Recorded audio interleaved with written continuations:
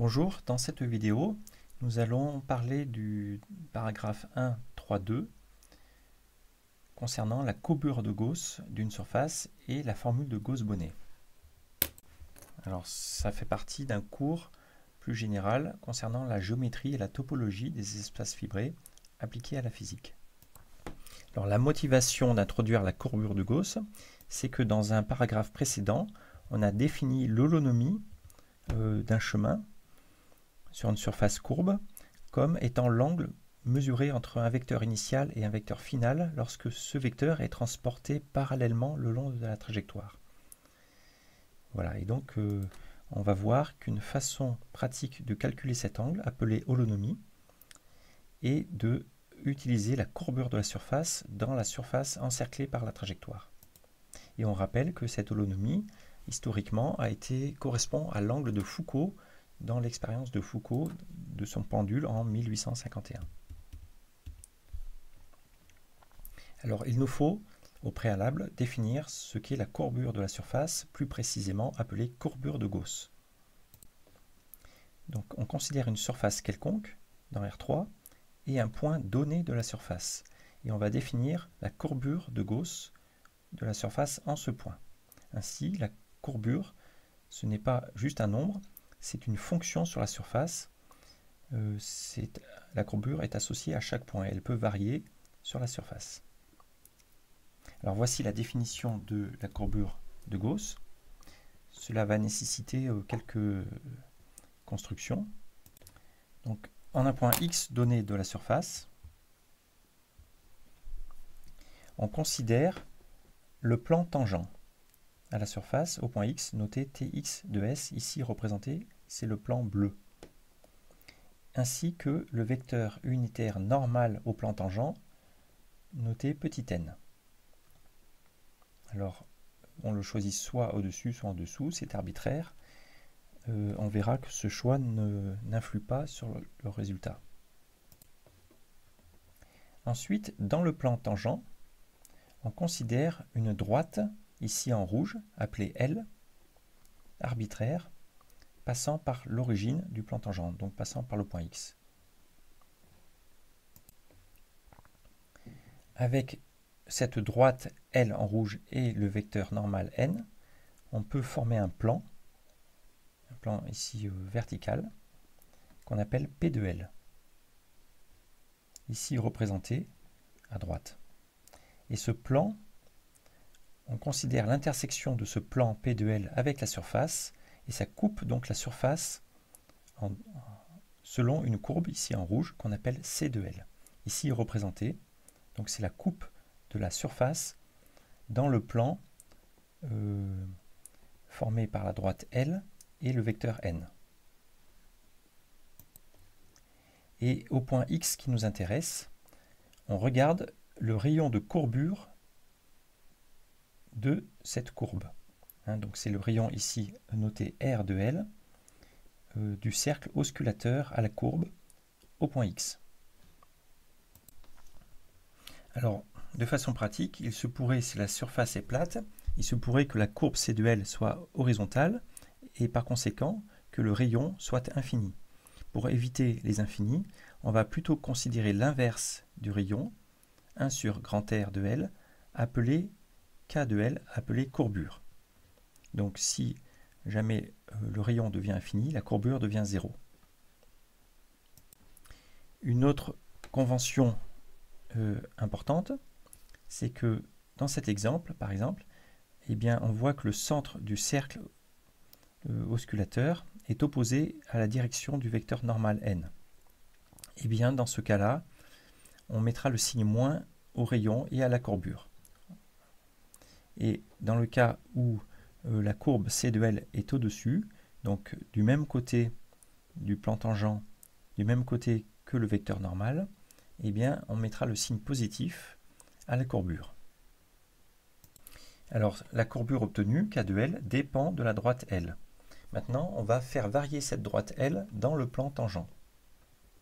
Alors, voici un exemple.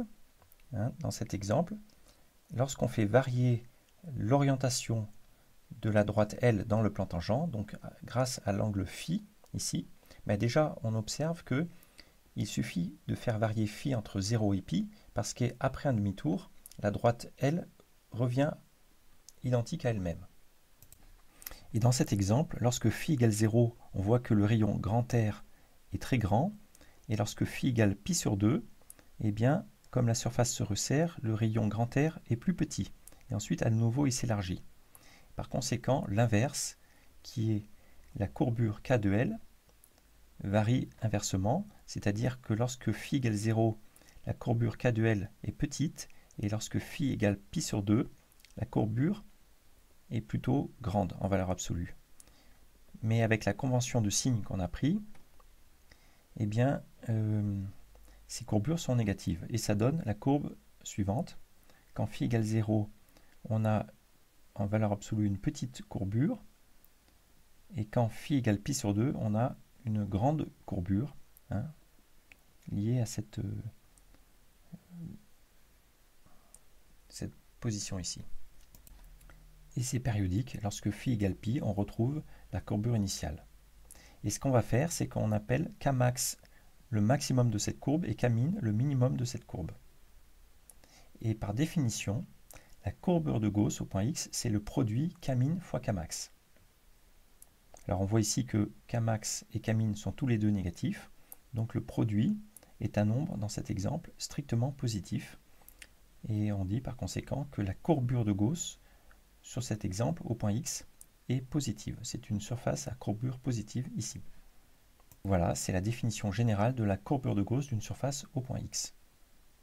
Alors, voyons d'autres exemples pour illustrer cette définition. Alors, vous remarquez que si jamais vous aviez considéré non pas une surface formant une bosse, mais plutôt un creux, comme un bol, c'est-à-dire que le vecteur n était à l'intérieur du bol, eh bien, on aurait obtenu quasiment la même courbe, mais opposée. Et Kmin, Kmax aurait été positif, le produit aussi positif. Cela montre que le choix de la direction de n n'influe pas sur le résultat. Mais voici un autre exemple intéressant. C'est une surface en forme de selle de cheval.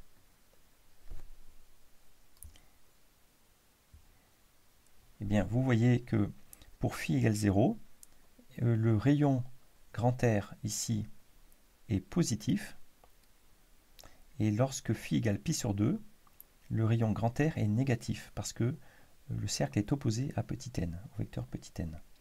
Par conséquent, la courbure K, elle, va aussi changer de signe. Et on aura cette courbe lorsque φ varie entre 0 et π. Donc elle va s'annuler deux fois. Ça va correspondre à des directions, vous voyez, en quelque sorte, où le rayon de courbure grand R devient infini. Et si on imagine ça comme un col en montagne, ça correspond à des chemins qui arrivent à altitude constante au col. Ce sont des lignes droites, localement. Eh bien, ici, on observe que Kmax est positif, Kmin est négatif. Par conséquent, le produit est un nombre négatif. La courbure de Gauss de cette surface est négative en ce point. Voici un dernier exemple. On a pris une feuille de papier plate que l'on a courbée ainsi pour former comme un tunnel.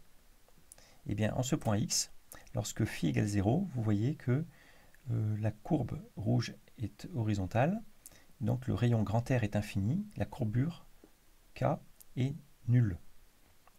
Et lorsqu'on change φ, eh bien, la courbure devient négative, non nulle, et on a cette courbe-là. Par conséquent, Kmax vaut 0, Kmin est négatif, mais le produit vaut 0. On dit que la courbure est nulle en ce point. Voilà donc ce qu'il faut retenir, c'est que la courbure de Gauss de cette surface en ce point est positive, la courbure de Gauss de cette surface, celle de cheval, est négative, et la courbure de Gauss de cette surface obtenue à partir d'une feuille plate de papier, la courbure est nulle. Voilà un autre exemple. Si vous considérez une sphère de rayon grand R, une sphère parfaite, eh bien, on a affaire localement à cette figure-là. Mais comme c'est une sphère qui est homogène, eh bien, le rayon de courbure sera le rayon grand R de la sphère. Donc la courbure qui est 1 sur R, donnera que Kmin égale Kmax égale 1 sur R. Par conséquent, la courbure de Gauss, ce sera 1 sur R fois 1 sur R, 1 sur R2. Comme écrit ici. La courbure de Gauss est constante et égale partout à 1 sur R2. On dit que c'est une surface de courbure constante. Alors, dans le paragraphe précédent, on a défini l'holonomie d'une courbe fermée comme étant l'angle obtenu mesuré après transport parallèle entre le vecteur final et le vecteur initial. Eh bien, on va voir un théorème très important que cette holonomie peut se mesurer à partir de la courbure de Gauss de la surface encerclée. Ça s'appelle le théorème de Gauss-Bonnet. Précisément, la formule de Gauss-Bonnet locale. Donc voici l'énoncé. Si S est une surface orientée dans R3 et gamma un chemin fermé, particulier parce qu'on suppose qu'il borde un domaine C. Un peu comme ici, vous voyez, gamma, c'est ce chemin, et on suppose que c'est le bord du domaine intérieur qu'on appelle C. C'est un domaine de la surface. Et on suppose que tout ça est orienté, c'est-à-dire que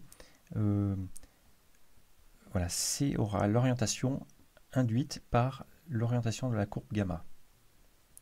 Eh bien, le théorème de Gauss-Bonnet local est la formule suivante, qui est que l'holonomie le long de la trajectoire gamma est égale à l'intégrale de la courbure de Gauss à l'intérieur du domaine C. Voilà, c'est une formule remarquable comme on va le voir. Vérifions cette formule de Gauss-Bonnet dans le cas particulier de la sphère de rayon grand R. On a vu que la courbure de Gauss, dans ce cas-là, c'était 1 sur R2, donc une constante. Par conséquent, la courbure de Gauss fois l'élément de surface nous donne l'élément de surface divisé par R2, et ça, c'est ce qu'on appelle l'angle solide, dont la formule en coordonnées sphériques, c'est sinus θ dθ dφ. Ainsi, la formule de Gauss-Bonnet locale, ici, dans le cas de la sphère S2 de rayon grand R, dit que l'holonomie, c'est tout simplement l'angle solide mesuré depuis l'origine de la sphère sur la calotte. Par exemple, dans cet exemple ici, où le chemin se serait formé par ces trois portions partant du pôle nord, on va à l'équateur, on reste sur l'équateur et on revient au pôle nord, après avoir fait des quarts de tour, eh bien, on avait déjà vu que l'holonomie, c'était pi sur 2, l'angle entre V0 et V1, parce qu'on transporte V0 ainsi et ainsi, et donc on voit que l'holonomie, c'est pi sur 2. Mais d'après la formule de Gauss-Bonnet, c'est l'intégrale de l'angle solide sur cette portion-là.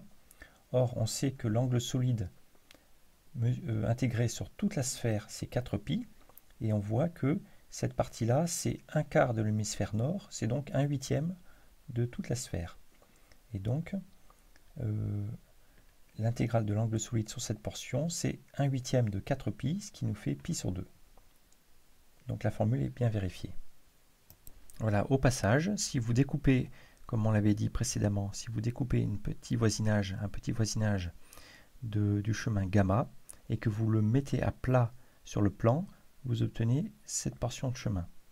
Et vous voyez le transport parallèle. Alors là, c'est très simple. Sur le plan, c'est les vecteurs qui sont strictement parallèles. Et on voit que si on reporte V de 1 ici au point initial, donc V de 1, comme il est orthogonal à la trajectoire gamma, lorsqu'on le reporte au point initial, il est tangent à la trajectoire gamma, et on mesure encore que h de gamma égale pi sur 2. Alors voici une remarque sur la formule de Gauss-Bonnet qui montre qu'elle est remarquable en un certain sens.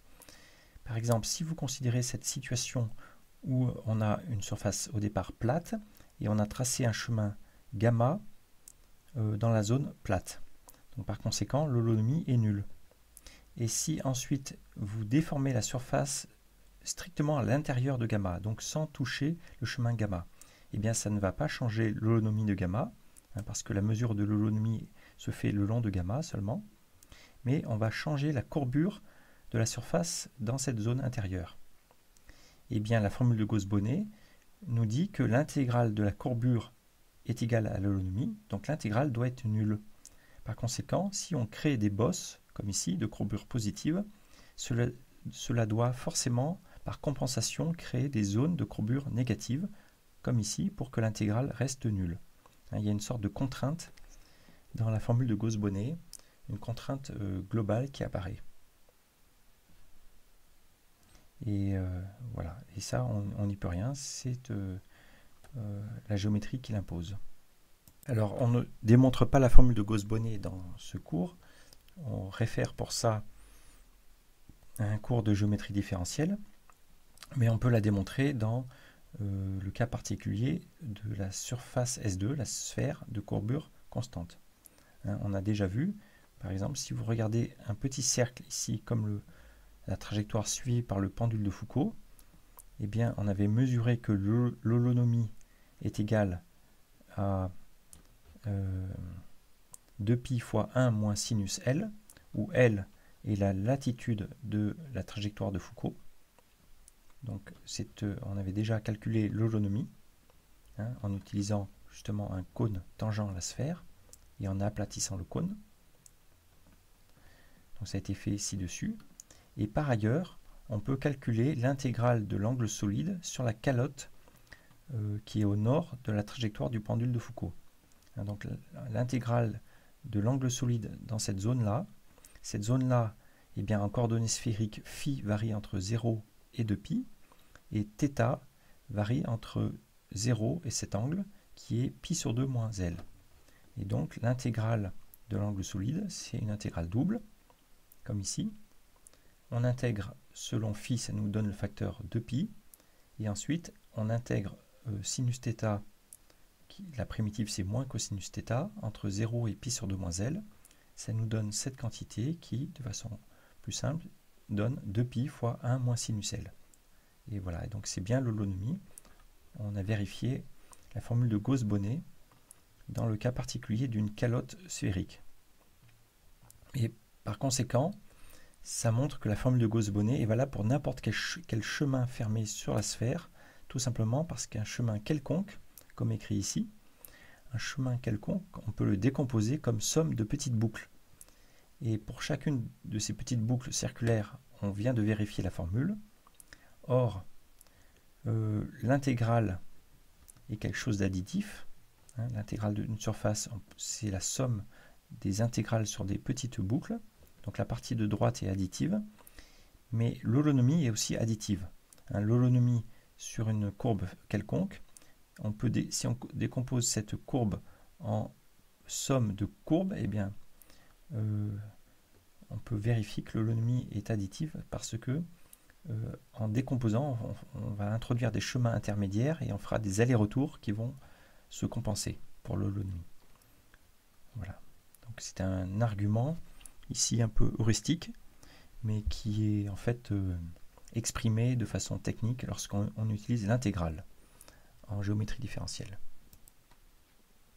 Voilà, une autre remarque, c'est que le chemin gamma qui borde une surface C n'est pas forcément connexe. Autrement dit, il peut être formé de plusieurs parties disjointes, comme ici gamma 1 et gamma 2. Dans ce cas-là, le bord de la surface C, c'est gamma 1 ici orienté de cette façon et gamma 2 orienté de cette façon. Et on peut appliquer la formule de Gauss-Bonnet. Et pour finalement revenir au point de départ, eh bien, l'angle de Foucault, au point de départ de ce cours, l'angle de Foucault qui nous intéressait, c'est tout simplement l'holonomie du chemin parcouru par Foucault pendant un jour, donc autour de la Terre.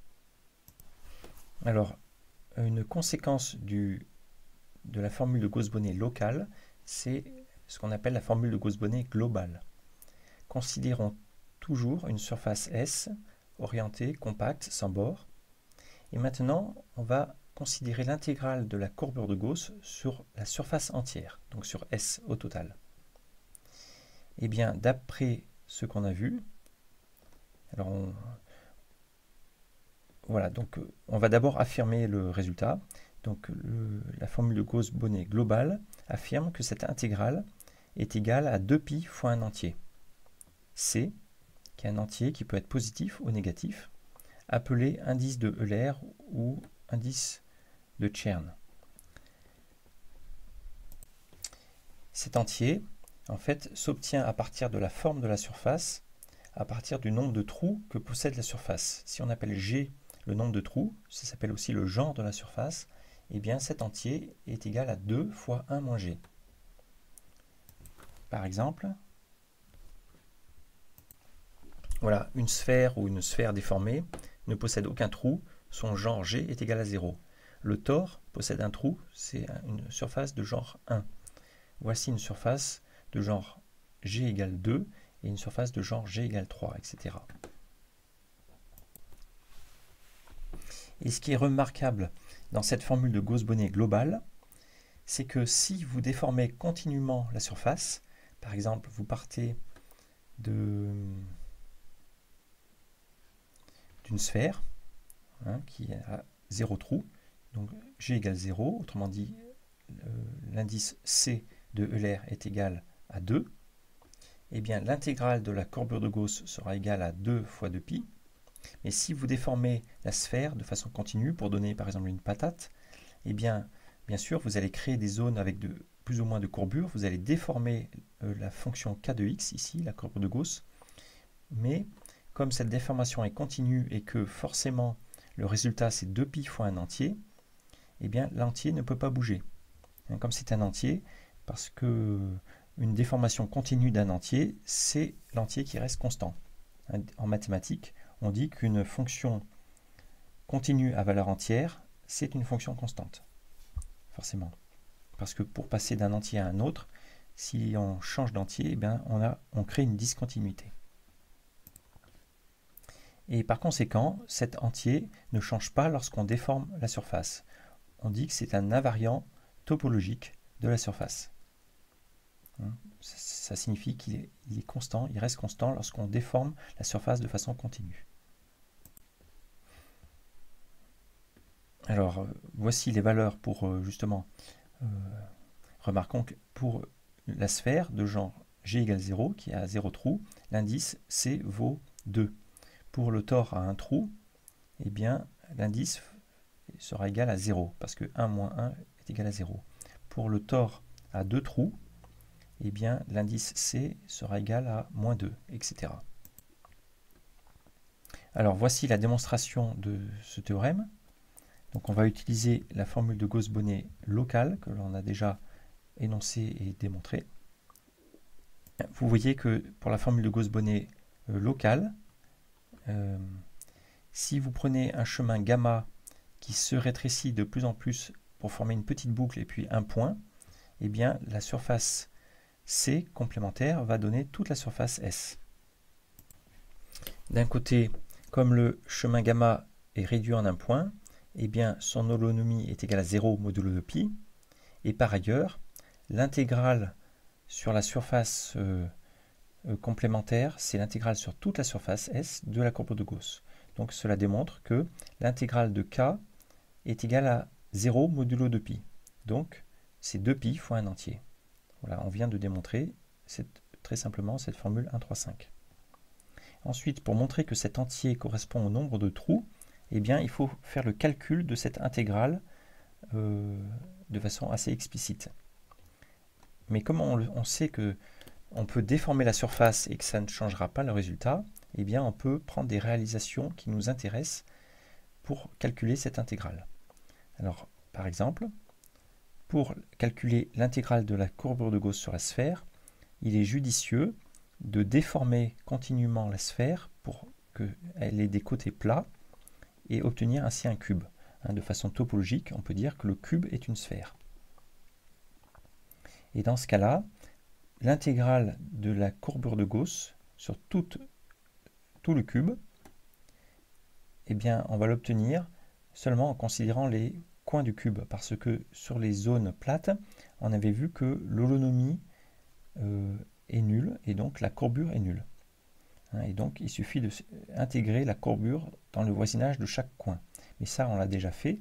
On a vu que l'holonomie, donc l'intégrale de la courbure pour chaque coin, c'est π sur 2. Or, on a 8 extrémité, on a 8 coins. Donc l'intégrale totale de la courbure, c'est pi sur 2 fois 8, ce qui nous donne 4 pi, autrement dit 2 pi fois 2. Donc l'indice de l'air, la constante de l'air, c'est égal à 2. On peut appliquer la même stratégie dans le cas du tore à un trou.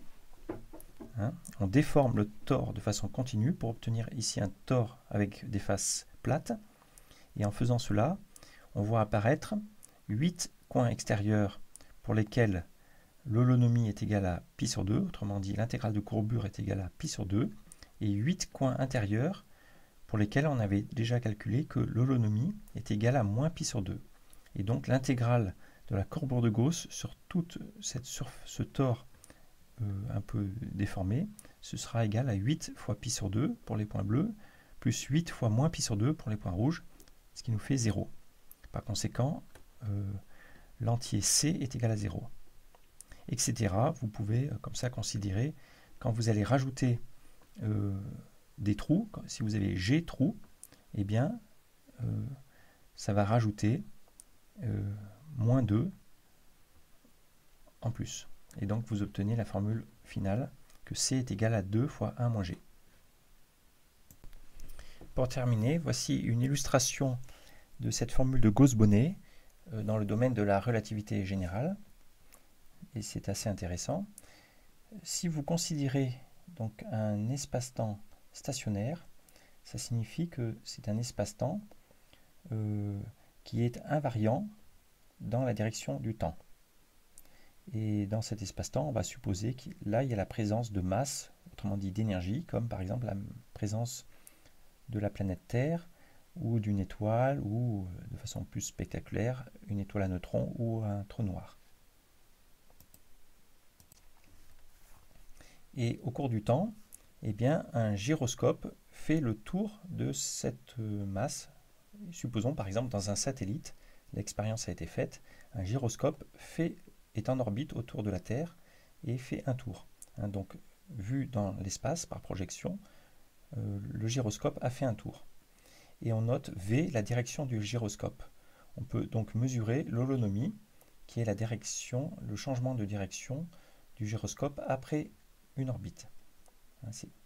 Alors, vu que ça se passe dans l'espace-temps, eh bien, à la fin, il se retrouve ici. Mais d'après la propriété de stationnarité qu'on a faite sur l'espace-temps, eh bien, on peut ramener le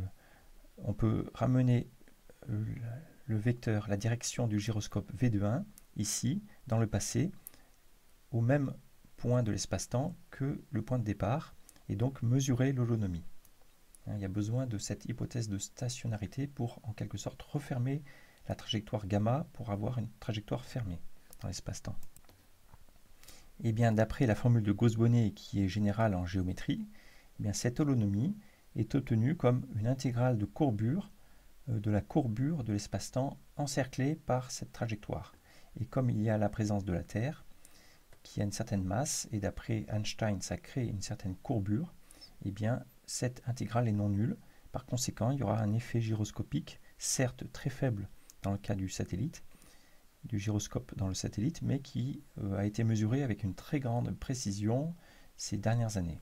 Donc, on suggère de cliquer ici pour avoir plus de références et lire plus d'informations. Cela s'appelle l'effet géodétique ou l'effet Einstein-de Sitter parce qu'il a été prédit par De Sitter peu de temps après la théorie d'Einstein en 1917.